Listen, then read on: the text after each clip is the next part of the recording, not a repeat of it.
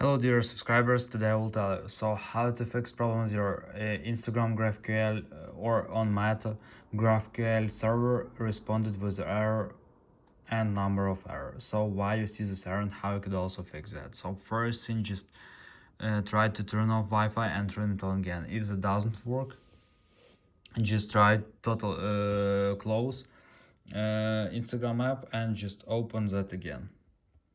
So sometimes it also helps too. Another thing you could try also to just go to App Store and just check the latest update for Instagram. So maybe you could also just update the application and hopefully it will work for you too. And you will see here update button. And also if you're using VPN, so just try to turn off and just try to use without VPN.